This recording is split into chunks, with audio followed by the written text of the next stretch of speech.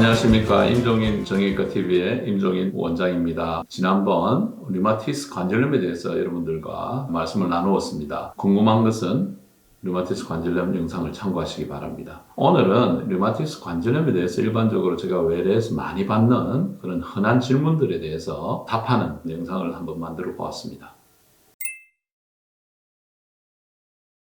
류마티스 관절염은 주로 관절의 통증이 있기 때문에 정형외과를 먼저 찾는 경우가 많이 있습니다. 류마티스 관절염은 전 연령, 특히 소아에서도 발생할 수 있고 빠른 진단과 치료가 필요하기 때문에 정형외과와 류마티스 내과 그 두 개 과에서 협진해서 잘 치료를 하는 게 좋다고 생각합니다. 당연합니다. 류마티스 관절염은 몸의 자가 면역 질환으로서 몸 전신의 염증을 일으키는 것이죠. 그래서 그 염증을 빨리 깔아앉혀야 다른 장기에 동반되어 올 수 있는 질환들을 막을 수가 있는 것입니다.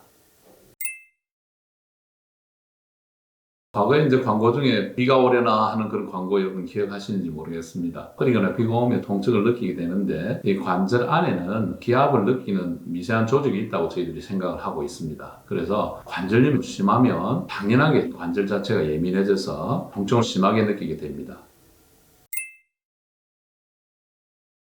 관절사가 있는 활인막 염증이 있고 밤새 굳어 있으면 관절이 더 뻣뻣해지고 통증이 당연히 아침 처음 움직일 때 심해지는 것이죠. 우리가 자동차 시동을 아침에 걸었을 때 생각하시면 됩니다. 처음에 시동이 부드럽지 않고 소리도 나고 덜덜거리다가 부드러워지지 않습니까? 관절도 그렇다고 보시면 됩니다. 사실 정확하게 류마티스 관절염에 대해 말씀드리면 평생 관리하는 병입니다. 그래서 질에 평생 약을 먹어야 된다 이런 말에 여러분들 실망하실 수도 있는데요. 이 류마티스 관절염은 환자들 따라 아주 다양한 모습을 보이기 때문에 사실 평생 드셔야 되는 분도 있고 드시다가 보존돼 가지고 있다가 다시 악화돼가 약 드시는 분도 있고 다 관절이 굳고 나서 편해져서 뭐 약을 안 먹는 분도 있고 사실은 이런 여러 가지 판단은 전문의가 하는 것이거든요. 친구처럼 평생 잘 관리하면 천수를 누릴 수도 있습니다. 나이가 8, 90대에서도 잘 지내시는 분 제가 보기 때문에 너무 겁을 내지 말고 선생님 말씀에 잘 따라서 평생 잘 관리하면 된다. 이렇게 생각하시면 되겠습니다. 사실 유전 연구에 대해서 여러분들 걱정이 많이 되시죠. 결론적으로 말씀드리면 꼭 유전이 되는 강한 그 유전성 질환은 절대 아니다. 그렇게 말씀드릴 수가 있는데 다만 유전적인 소인이 어느 정도는 인발로 되어 있기 때문에 부모님이 갖고 계시면 자녀도 그럴 가능성이 크다. 그렇게 생각을 하시고 100% 유전되는 병은 아니다. 이렇게 생각하시면 되겠습니다.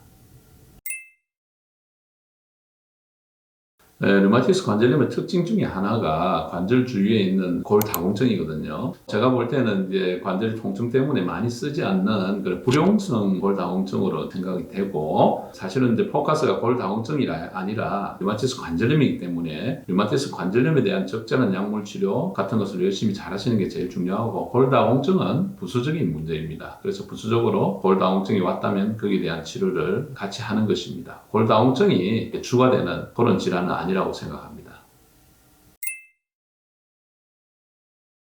류마티스 환자들이 사실은 다른 장기들도 침범할 수 있기 때문에 통계학적으로는 지면관 질환이라든지 종양이라든지 이런 게 조금 높다고는 발표되고 있습니다. 그렇지만 수명이 모든 사람이 짧다 이렇게는 말을 할 수가 없습니다. 류마티스 관절염에서 우리가 볼 수 있는 피검사상의 류마티스 인자는 류마토이드 팩터라는 것과 NT-CCP 항체 그 대표적인 게 두 개가 있습니다. 그런데 사실 이것은 피검사상에 이제 3 내지 25% 보고에 따라서 정상인도 볼 수 있다고 이렇게 보고가 되어 있기 때문에 관절 증상이 있으면서 이 수치가 나오면 이 의미가 있다고 보고 단지 피검사상에 이게 나왔다고 해서 그게 류마티스 관절염이다 이렇게 단정할 수는 없는 것입니다. 주로 성인들은 작은 관절부터 주로 손이죠. 이런 데부터 증상이 있는데 소아들은 큰 관절에 잘 생깁니다. 그리고 관절 손상이 빠릅니다. 큰 관절이라면 무릎이나 고관절, 족관절 이런 관절에 많이 생기는 경향이 있고 그 다음 두 번째로는 전신 증상이 조금 많습니다. 어른보다. 전신 증상이라는 것은 열이 난다든지 림프가 붓는다든지 간 비장 이런 게 비대해진다든지 이런 전신적으로 보는 증상이 좀 많다는 그런 특징이 있습니다. 당연히 임신할 수 있습니다. 다만 임신하기 전에 먹던 약을 한 3개월 정도는 끊어야 됩니다. 그래서 그 약효 성분이 체내에서 좀 싹 완전히 빠져나갈 수 있는 그런 시간 여유를 가지고 임신을 하시는 게 좋고요. 또 임신을 하고 나서도 증상이 보존되는 분들도 많이 있습니다. 그래서 임신 자체가 금기가 되는 것은 아닙니다. 그래서 임신 중에 만약에 증상이 심하면 그때 쓸 수 있는 약물을 쓰고 할 수 있기 때문에 꼭 임신을 피할 필요는 없습니다.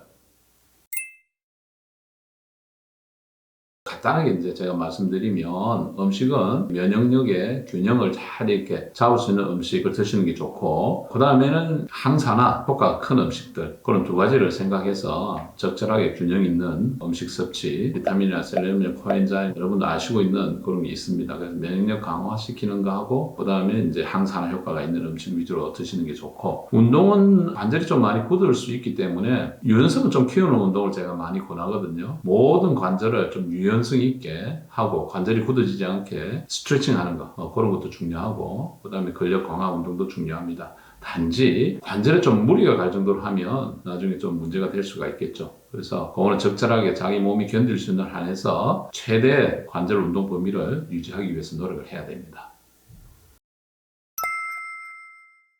류마티스 관절염의 여러 가지 질문들에 대해서 제가 간단히 설명드렸습니다. 도움이 되기를 바라고 추운 겨울에 건강하게 지내시기를 바라고, 여러분들 구독, 알림 설정도 잊어주셨으면 지금 당장 좀 구독해 주시기 바랍니다. 다음에 또 좋은 콘텐츠로 건강한 모습으로 뵙도록 하겠습니다. 여러분 감사합니다.